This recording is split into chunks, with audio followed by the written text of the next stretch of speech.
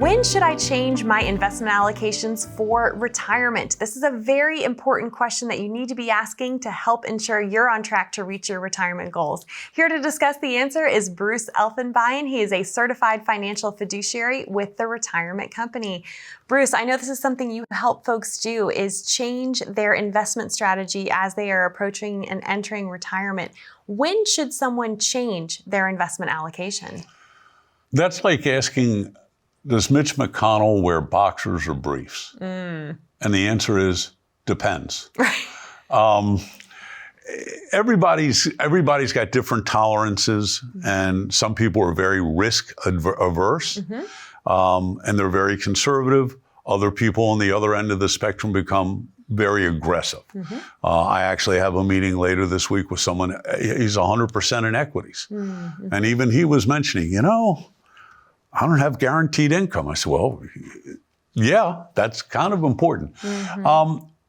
As a rule, though, generally as we get a little older, we become more conservative. We never stop accumulating. You always want to grow that money. And you really got to look at a baseline, a minimum of 3 or 4% just to keep up with inflation. And you want to go above that, okay?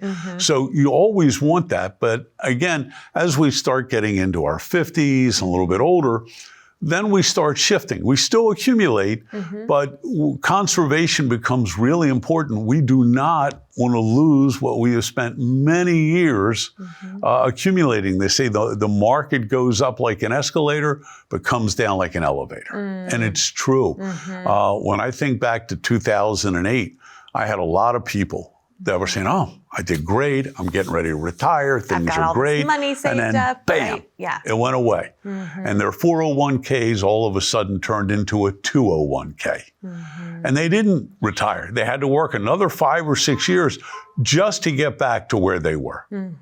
Yeah. So it was absolutely devastating for so many people. And to your point, this is why you have to plan ahead for this, because the market only does one of two things. It either goes up or it goes down, but we have no control over the timing of when that's going to happen. We know it's going to happen. Right. We know it's going to go up. We know it's going to go down. But you're right. No one has ever been able to successfully time the market. There's an old saying, bulls and bears make money. But hogs get slaughtered, okay? And those people that say, well, the market's going up, I don't want to miss out on any of these gains. I don't want to miss out on any of these actions. And they try to stay into the last possible minute to wring every nickel out of it. And then a lot of times it just turns around and goes down quick. Right? So, one thing I preach is that, look, if you did well, if you had good gains, let's harvest some of those gains. Let's take advantage of that, okay? It doesn't mean we take all our money out of there, but let's harvest some of it and allow it to grow and allow it to be there when we need it. Absolutely. Well, you mentioned often in the 50s, if someone knows when they want to retire, how many years out, or does it just really depend on when someone should really start focusing on shifting their investment allocation?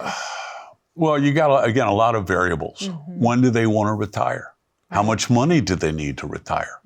What sources of guaranteed income do they have? And make no mistake, the magic 2 words, the secret sauce of retirement is guaranteed income. Yes. This is why Social Security is so important. It's guaranteed income.